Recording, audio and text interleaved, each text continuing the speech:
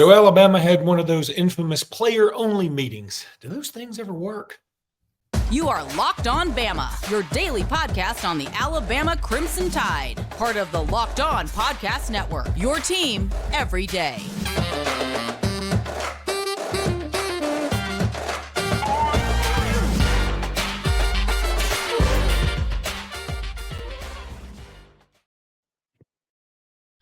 Hey, everybody, and welcome back into Locked On Bama. Luke Robinson, that's me. Jimmy Stein, that's him. Jimmy. Alabama, apparently, according to Tyler Booker on the Next Round show this morning, said that Alabama had one of those players-only meetings that everybody has when things are going awry. My question is, I've never heard of those really working. In fact, it feels like they always backfire. I mean, again, I think I see the need for one, but if we didn't have a players-only meeting after Texas, what exactly would be accomplished after meeting with South Florida? Now, the only caveat to all this, he also mentioned something, and maybe I'm reading too much into this, but he mentioned that some people got some things off their chest, which would lend me to believe that perhaps there was more animosity about Jalen Milrose losing his starting spot than people want to admit. And maybe some players did take it rather personally. And then, of course, you factor in you're going to play South Florida, team you know you should beat blindfolded, and you're playing on the road, and you're sort of defeated after your previous defeat. I'm not making any excuses. I want people to be clear. But I'm wondering if maybe the airing of grievances, Festivus style, maybe that could help. I don't know. You tell me. Yeah, I don't have a super strong opinion about players only meetings. I do know this at a professional level, when you're talking about the NFL or Major League Baseball, they don't happen as much as people think they do. And the players sort of mock it, really. I mean, largely.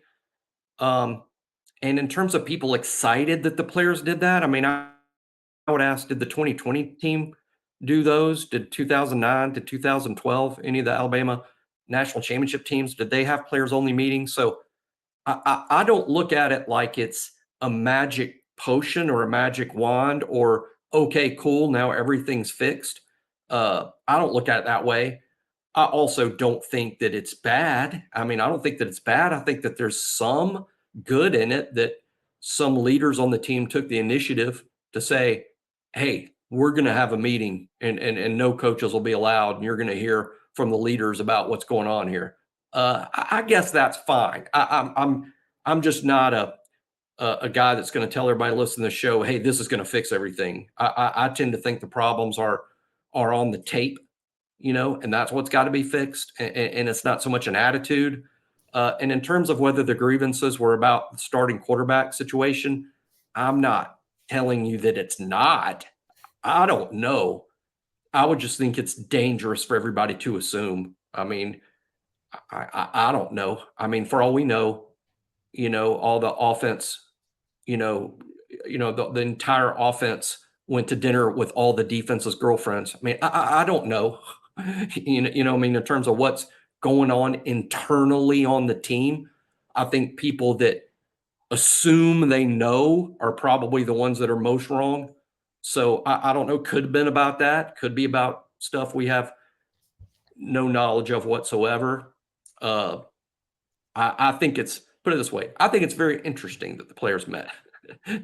Did it solve anything? I don't know. I guess we'll find out Saturday against Ole Miss, where I do think you're going to see a fired up football team. We thought we were going to see one this past Saturday, but one other quick point, Luke.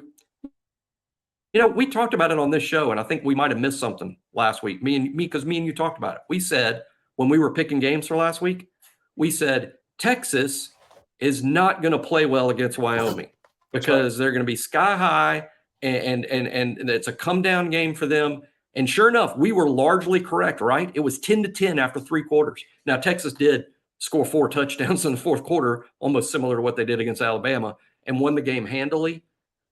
why did we assume that the loser of that game also wasn't going to have a come down game? There was just no way Alabama was going to be up for South Florida coming after what amounted to the biggest game of the year, and when there was a big emotional letdown. If we saw it coming for Texas, maybe we should have seen it coming for Alabama. Fair, but hard to have a letdown when you don't get up. I think they were up for Texas. Okay. They just didn't win the game. Again, I'm with you. I understand. I'm joking a little bit. And I go back to the players only meeting thing. And I think you're right. The 2020 and the 2015, 2015 may have had one after Ole Miss. I don't know. But I doubt 2020 did. I doubt 2009 did. I doubt, 2011 or 12 did. I mean, there wasn't a need to have one after the game of the century against LSU. I mean, they played pretty well. That was two unbelievable teams. And in 12, I mean, yeah, they lost to Manziel, but I think that was very understandable in hindsight. At the time, we didn't know Manziel was that good, but whatever. I appreciate Tyler Booker's effort.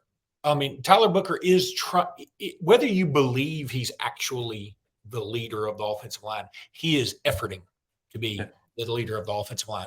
I give him props for that.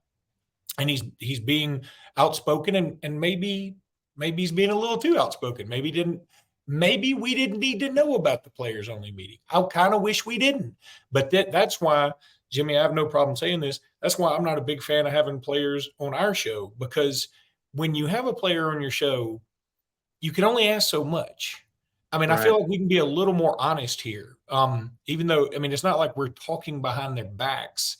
I mean, this is a public thing. At the same time, I mean, it would be really uncomfortable and kind of crappy to question what's going on. I don't want to be in that position. I mean, in this type show, I don't want to be in that position. I want to have a player on the show and then start the interview with, what was that? I mean, how do you, it's not. So do y'all suck in practice too, or what? No, it wouldn't be like that. But nevertheless, like it's a good point. And again, they aren't pros. They aren't pros. I just saw Brave recently, an Atlanta Brave, who's a longtime veteran player, was asked about, after they lost a few games and said, hey, can we expect to hear something about a players only meeting? And his response was, oh God, I hope not. Yeah. I mean, he's like, do we have to be reminded that we have to play better? And maybe college kids do, but Jimmy, I'm not a big players only meeting fan, but what's it going to hurt? And I like that the leadership called it. Let me say this, that I'm sort of anti players only meetings, because it feels like that they only happen when things are going awry.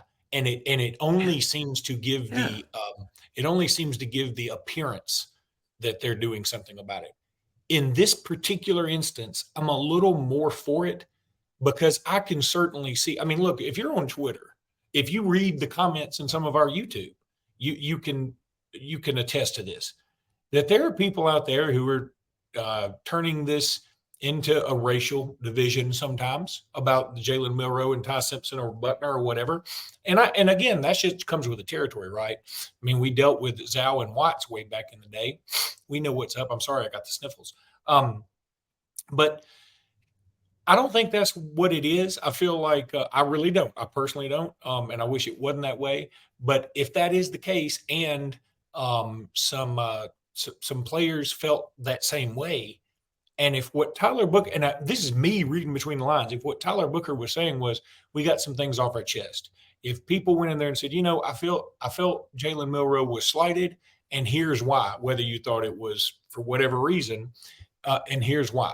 And maybe everybody understood. And then all of a sudden, people were like, yeah, maybe I didn't play as hard because I was sort of down about the fact that my guy didn't get to play. And then maybe there were some pro Simpson guys saying, hey, I was down because I thought that if you were going to make a change, make it to my guy. And then maybe there were some Buckner guys saying, hey, do you know the way back to Notre Dame? No, I'm just kidding. I'm kidding. Anyway. And I would just reiterate one last time. They may have met as a team for 30 minutes and quarterback never came up. Yeah. We don't know. We don't know, and I think it's not. We shouldn't assume something as fact. We can guess, and that's fine. But that's all it is. We'll see. I wish they'd have a players only meeting in the backfield against Ole Miss where Jackson Dart sits in the pocket.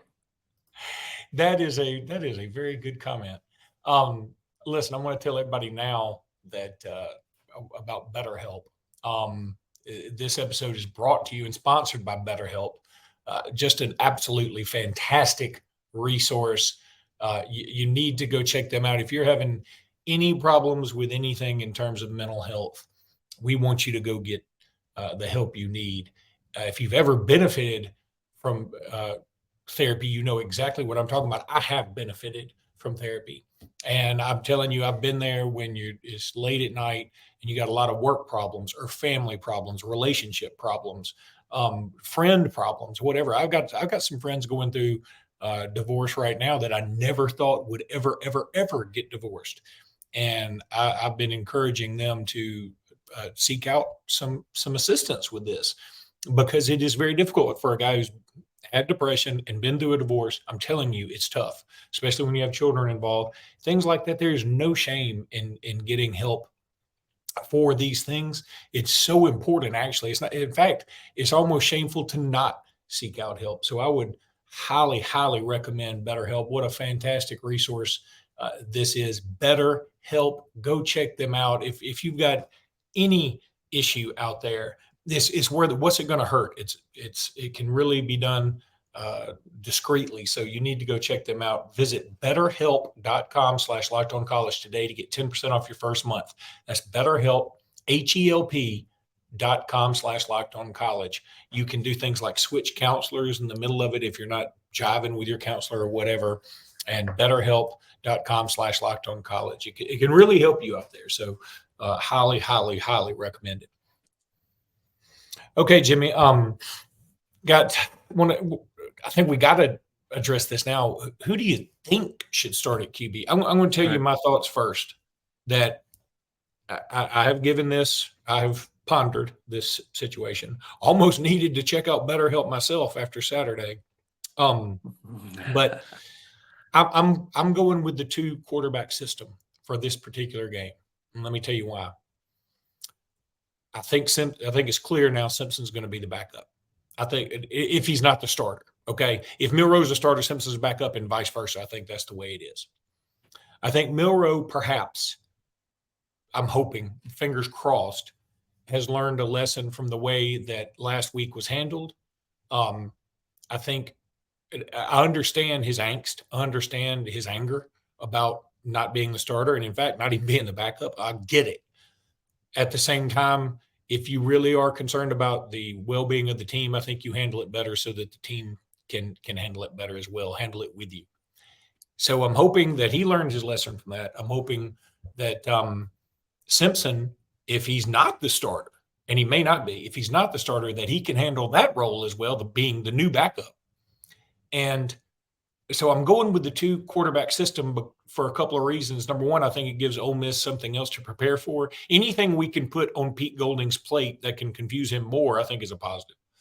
And also, let's get them both in there. Let's see who performs the best. And look, I'm not doing one of those things that Spurrier do, like take a quarterback out after each play. I'm not to run the play in. I'm not doing that. But I am doing. Maybe you start Simpson. I don't care. Put Milroe there if you want to. Maybe you start Simpson and you give him a couple of drives. If Alabama gets it going, then you leave him in there and you tell Milroe, hey, we're going to get you in there, but we're rolling right now. I don't want to upset that apple cart. Same time, you let them know both in advance. Let's say it's Milroe the other way around. You tell Simpson the same thing. I think you tell them both. The plan is to play you both 100%. But if the first one that goes in there is kicking butt, you're staying in. And I think that also can build up some confidence. And I would like to see both of them play because I would like to see this team get some more unity. Right now, there seems to be some clear divisions about whose quarterback is their guy, offense versus defense almost. I mean, there seems to be a lot of division. And I'm ready to let's get this thing together. Let's have some unity. Yeah, unity would be nice if that is an issue on the team. I don't know that. In terms of who should start a quarterback, I mean, I think there's two different ways to look at it. What is the staff likely to do, and what would happen if I was in charge? I think B is, in terms of what would I do, is super irrelevant to everything in the world, and not it doesn't matter and isn't going to affect anything. It's what the staff is going to do, and kind of a guess on our part in terms of what we're going to see Saturday. I'm with Luke in this sense. When I'm thinking of what's the most probable thing we're going to see, I'm with Luke. I'm not really going to call it a two quarterback system so much as I think most likely we're going to see Ty Simpson and Jalen Milroe on Saturday. I think most likely that's the result. I think the second most likely result Saturday is that we see Jalen Milroe for 60 minutes. And I think the third least likely thing is that we see Ty Simpson for 60 minutes. But I think any of those three things can happen. I don't rule any of that out. I just think seeing both of them is the most likely, followed by seeing Milroe for 60 minutes. I think what we have a very slow or very low percentage of seeing Saturday is Tyler Butler playing again, or going to Dylan Lonergan, who I do think I don't rule out seeing Dylan at some point this season, but I don't think, or I doubt that Dylan is ready. And I know a lot of people don't get that. A lot of people say, play the best player, just play the best player. And if it was that easy, the Pittsburgh Pirates would have Paul Skeens in their rotation right now. I mean, the first pick in the draft, right? Best college pitcher we've seen in years. Most arm talent in the organization, no doubt. His little girlfriend, Livy Dunn, she's going to watch him play minor league baseball because Paul Skeens doesn't play for the Pittsburgh Pirates yet. Yeah, that's right. You don't read the internet? I do. Is it on them computers now? But no, my point is, it's on the internet. You're the number one pick in baseball, and you're dating Livy Dunn, who's already worth a gazillion. She's gorgeous. Oh, should have worked on my fastball. Anyway, go ahead.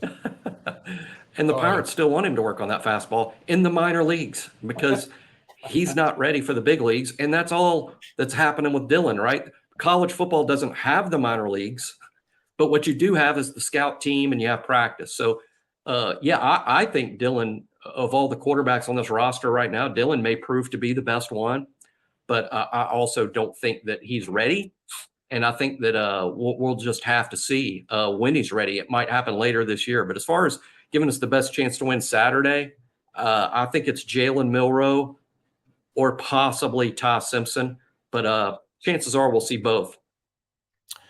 Yeah, I definitely think we're going to see both. And I know there's some people who are against that, but I think that's the way to go. And look, Jimmy, I'm going to tell y'all right now, I'm on the verge of picking Ole Miss to win this game. I'm scared to death. I really am. I know a lot of people don't want to hear that. It's a Bama podcast. I should be a homer and blah, blah, blah.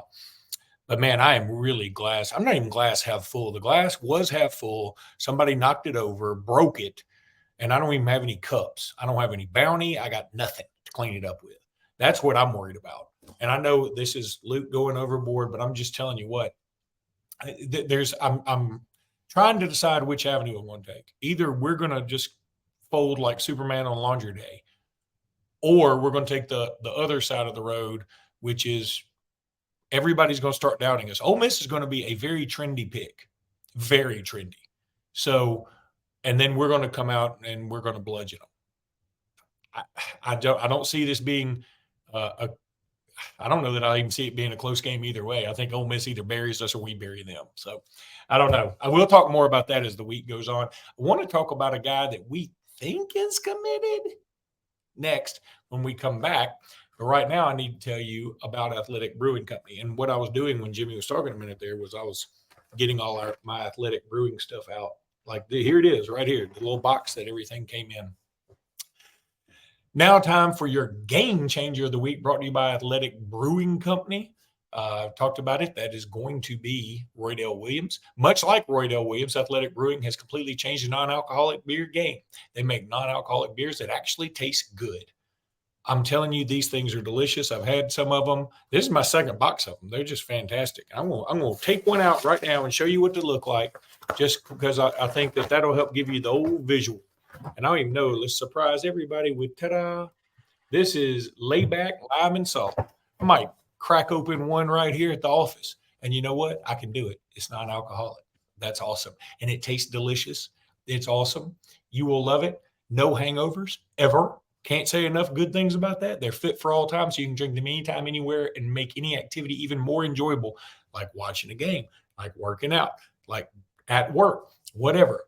They have just made it so easy for you to enjoy this product. Go check out athleticbrewing.com. First-time customers can use promo code LOCKEDON and get 15% off your first online order. That's code LOCKEDON, all one word, at checkout, 15% off at athleticbrewing.com. Near beer, exclusions and conditions do apply. And Athletic Brewing Company is fit for all times, baby.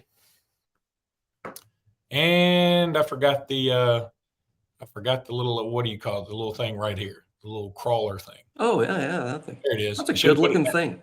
That's a good-looking crawl. Athleticbrewing.com, but whatever. Zach told me, my boss, Zach Blackerby, said, just don't worry about it. But I like to put the thing up. I like to try and make up for my mistakes. And so I spend a lot of time making it up. I like it. You know, I told my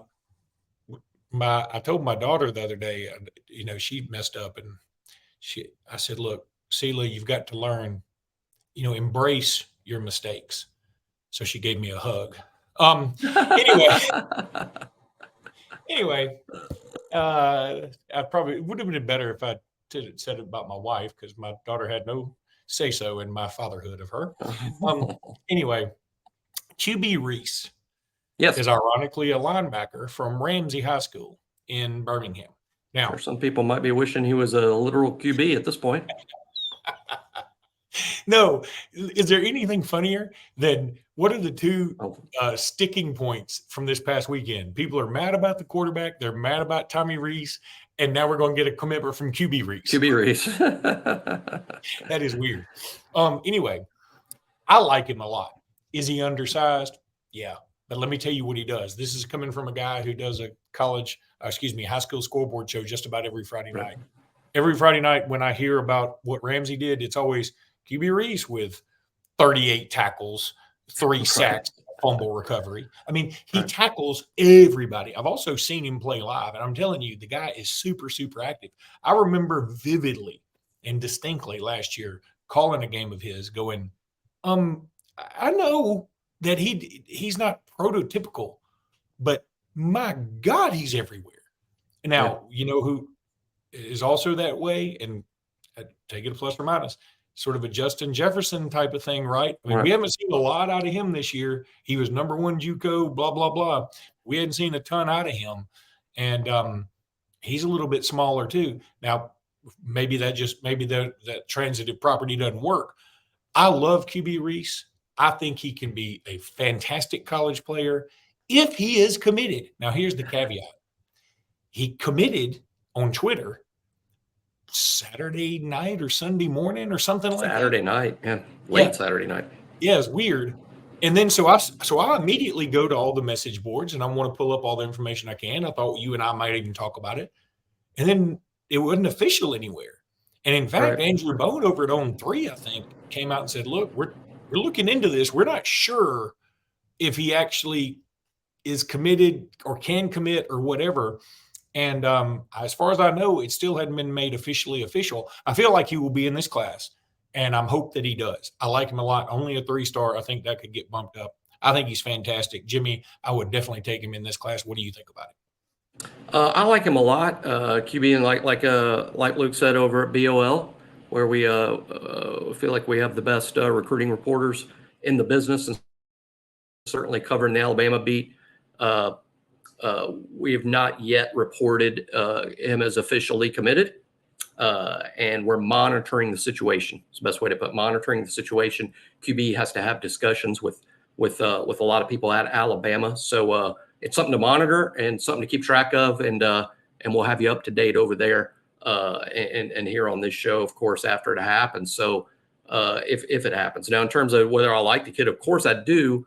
Super productive. Luke points out. I mean, that's the best thing about him. Plays big school football, but he's crazy productive. I mean, in terms and in my experience, Luke, the big school kids who are super productive, it tends to work out. There's not a lot of bust with kids who are super productive at a high level of football. His dad was. I'm so old. I remember his dad as a prospect who signed with Auburn. His dad was a fantastic prospect from West End, also a linebacker, wide receiver type a long time ago that signed with Auburn over Alabama. But now the son's kind of an Alabama kid, and he likes us a lot. We like him a lot. It's just a matter of, is there going to be a room to take him? I would say the knock, I'm not going to say, other than size, obviously, but the knock here, Luke, in terms of like, well, why wouldn't you? Well, he's extremely similar to Sterling Dixon, who's in this commitment class. I mean, they're really highly similar kids. You're sort of taking two of the same kind, right? It's kind of like going to a grocery store and you're looking at the cereal and you buy Cocoa Krispies and Cocoa Puffs. It's like, well, wait a minute, that doesn't that taste the same? And isn't that the same cereal? It's probably made by the same people. I'm just trying to think of two cereals that seem a lot alike. They're very similar guys. So that could be a factor. I don't know. I just know that QB is highly productive. And for people need to keep this in mind too. He was a camp offer. This kid was not a take for Alabama, and he came to camp. And really, Alabama ramped up their interest in him after working with him at camp. So he would be another one of the camp kids. So we'll see what happens, and we'll have you up to date at BOL when the story breaks, and we'll talk about it right here on Locked On Bama after it does. Oh, very good cross promo there. Look at you getting better with your earphones staying in. That's so funny because I just did another show and they did not. So, see, you've gotten better show to show. It's amazing. All right, that's going to do it for today's.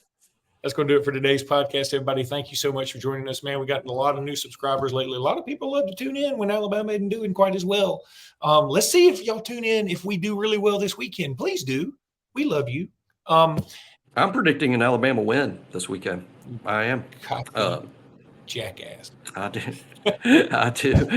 Hey, like Luke, I spent a lot of yesterday considering this, but I've done some work on Ole Miss already and feeling better. People need to remember this. The Alabama that played the first 7 quarters of this season beats Ole Miss. The Alabama that played the last 5 quarters will not. So let's try and find that Alabama. Yeah. All right. We'll talk tomorrow. Until then, roll tide, everybody. Roll tide.